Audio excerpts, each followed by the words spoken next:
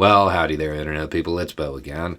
So, today we are going to talk about developments in foreign policy from President Obama to Trump to Biden, and how inconsistent policies can kind of derail things. So, the Biden administration has announced its plan to bring the United States to a path that will eventually lead to the U.S. being in compliance with the Ottawa Convention of 1997. This is a convention that banned the use of anti-personnel mines. Now, President Obama had a pretty restrictive policy outside of South Korea, outside of the Korean Peninsula. They weren't really to be used anywhere else. When Trump came into office, he decided to relax that. I don't know that they were ever actually used anywhere, but, undoing everything that Obama did was like keynote for him. So the Biden administration comes in. The Biden administration has adopted a very similar stance to the Obama administration when it comes to heavily restricting their use anywhere except on the Korean Peninsula. Now, the United States does not officially have any fields on the Korean Peninsula. However, it has said that it would help defend South Korea. So, in that very unique situation, the Department of Defense feels that they might be useful. Okay?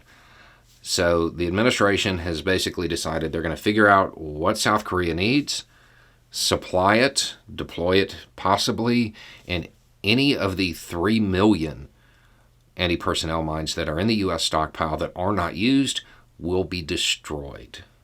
That's good news. Now, there will undoubtedly be pushback, people saying, oh, you're limiting the tools of the troops and all of that. And people will talk about the newer technologies when it comes to anti-personnel mines. Meaning, one of the large issues with these mines is that once you put them down, they're down.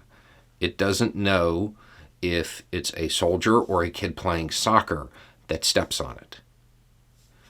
They're bad. Now, a lot of newer technologies are coming along that basically they go inert after a set period of time. And that's fine. I mean, that's a good step in all of that.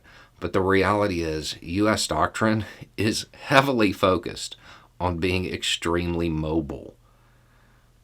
From the U.S. military standpoint, from its doctrine, from the way it tries to wage wars, anti-personnel mines are kind of obsolete. The only reason they are given this exemption for the Korean Peninsula is because of that unique static situation that exists there. I personally don't really think there'd be much use there either, but that's why that exemption exists. I don't know.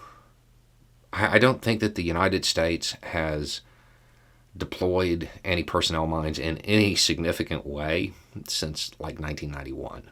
Since the first Gulf War. They're an obsolete tool.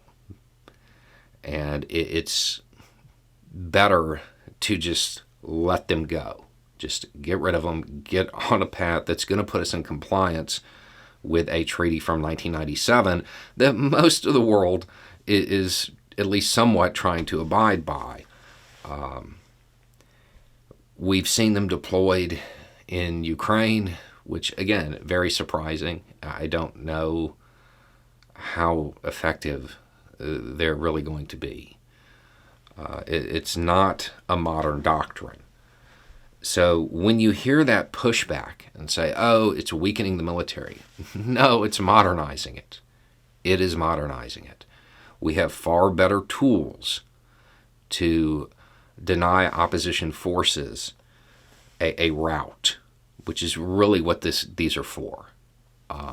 And those tools aren't persistent for decades. So It's modernizing the military. It's not weakening it.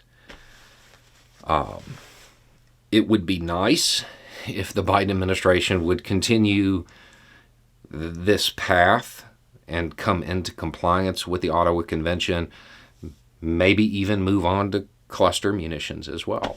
That could be a good move in the future. But undoubtedly, as the current headlines and sensationalism about the hearing kind of slows down, this will become a point of attack for the right. But it is absolutely not weakening the military. It's modernizing it. Anyway, it's just a thought. Y'all have a good day.